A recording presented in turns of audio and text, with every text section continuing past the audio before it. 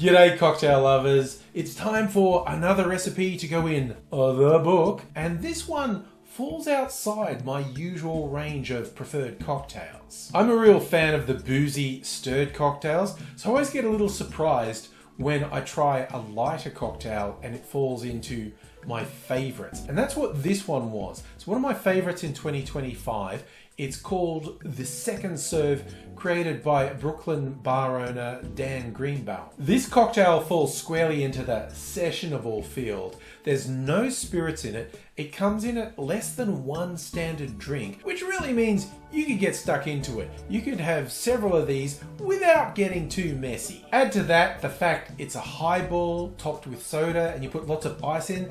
It feels like this would be a perfect spring or summer daytime drink. The low alcohol content is not something I sought out in this drink. It's a side benefit. I don't drink highballs very often, but when I did this one, it was the fantastic taste that made it end up on my favorites list. One of the reasons I wanted to try it is it's a sour with no spirits, which was quite unusual as far as my experience goes. That was one of the key reasons I wanted to try it, and my curiosity was rewarded. Besides being a low alcohol cocktail, it's also quite easy to make. There's only 2 booze elements in here. The recipe calls for Amaro Montenegro, which I'll be using, but you could substitute that with your favorite Amaro, and it also calls for a dry sherry. It was recommending a fino sherry. I'm using an Amontillado sherry because that's what I have.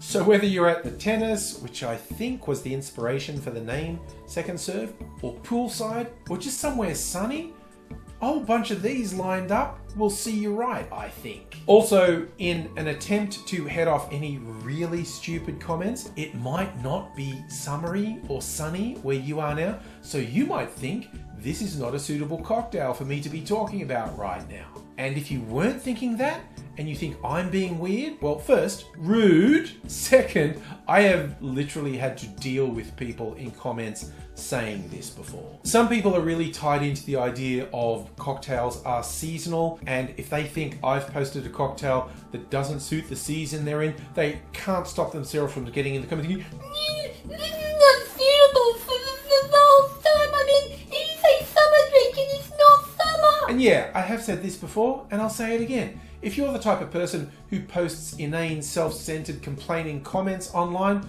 I assume that's how you sound when you talk. In dealing with this specific sort of comment in the past, I've done 2 things. Well, after I've got past all the profanity I spewed and questioning the commenters' mothers' intimate relations with farm animals, then I've gone over 2 things. First, while I acknowledge educational standards are in decline, are there really people in the world who don't know there are different seasons in different parts of the world at the same time? Second, do these people not know how the internet works? When they're seeing a video is not necessarily when I posted the video. Or even if it is, if it's posted in what they think is not an appropriate time, you know what? You could come back when it is appropriate for you, because the video will still be there. Myself, I don't really drink cocktails for seasonal reasons. Admittedly, maybe in the dead of winter, I'm not going to be slurping down frozen daiquiris. Or I might. Maybe I want there to be a bit more chaos in the world. I'm not scared of the seasonal cocktail police. You're not the boss of me. You're not even my real dad. Okay, I'm gonna pull myself back here. Let's just talk about the cocktail. Here's how you make it. In a shaker, combine 1 ounce or 30 mils of Amaro Montenegro, then 1 ounce or 30 mils of dry sherry, then 1 ounce or 30 mils of lime juice, then 3/4 of an ounce, around 22.5 mils of sugar syrup.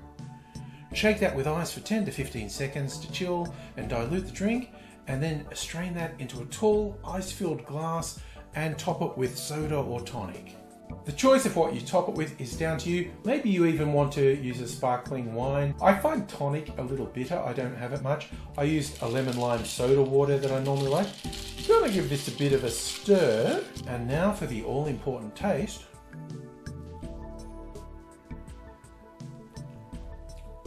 That's as good as I remember. Normally when I do a taste, I do a little sip. I had a few good sips there. It goes down so easy. Technically, this is just like a spritz. Spritzes are always popular in spring and summer, but the Amaro and the sherry, I think, give it a bit of depth and complexity. I love a limoncello spritz and even an Aperol spritz, those sorts of things, they're great. I think this combo with the lime juice gives it a bit more depth. There's a nice bite from the lime juice. There's herbal elements from the aromatized fortified wines. This is just a great drink. So if you've never been able to get in on the whole spritz trend because you thought it was a bit simplistic, you want something with a bit more character and depth, I think this really has it. I really enjoy the way the different flavor elements in this come together, and you have that flexibility. Like if you have a favorite Amaro or a favorite sherry, or for that matter, a favorite soda or other source of bubbles to put in there, you can play around with this, but it's a nice mix of flavors. It's very light and easy drinking, and it's really refreshing. So whether it be summer or winter, I think it's worth trying this one. The second serve, it's a spritz with a bit more depth than what many of the spritzes have, and I think you'll really enjoy it if you try it. Cheers.